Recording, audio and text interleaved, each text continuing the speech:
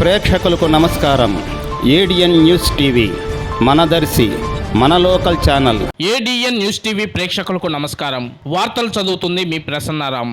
ఈ రోజు సాయంత్రం దర్శి నగర పంచాయతీలోని కుచ్చేట్ రోడ్లో గల తెలుగుదేశం పార్టీ కార్యాలయంలో ఎన్డీఏ కూటమి అభ్యర్థి డాక్టర్ గొట్టిపాటి లక్ష్మి విలేకరుల సమావేశం నిర్వహించడం జరిగింది. ఈ సందర్భంగా ఆమె మాట్లాడుతూ మద్యపాన నిషేధం అని చెప్పి మహిళలను మోసం చేశారని వైఎస్ఆర్సీపీ ప్రభుత్వంపై తీవ్ర స్థాయిలో ధ్వజమెత్తారు. ఈ 5 ఏళ్ల పాలనలో మద్యం తాగే వారి సంఖ్య పెరిగిందే తప్ప తగ్గింది లేదన్నారు. కల్తీ మద్యం తాగడం వల్ల ఎంతో మంది ప్రాణాలు కోల్పోయారని, చాలా మంది అనారోగ్య పాలయ్యారని అన్నారు. ఈ కార్యక్రమంలో మాజీ శాసనసభ్యులు నారపశెట్టి పాపారావు, దర్శి నియోజకవర్గ BJP in-charge Madapakula Seenu, BJP నాయకులు తిండి నారాయణ రెడ్డి, పలువురు టీడీపీ, జనసేన, బీజేపీ నాయకులు, కార్యకర్తలు, అభిమానులు తదితరులు పాల్గొన్నారు.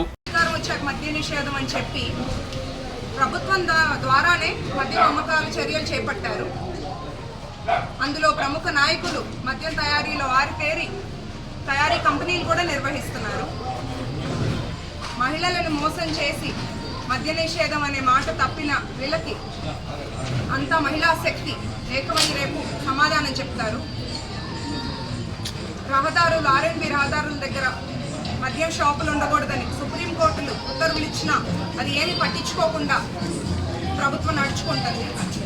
రేపు కూటమి ప్రభుత్వం అధికారంలోకి వచ్చాక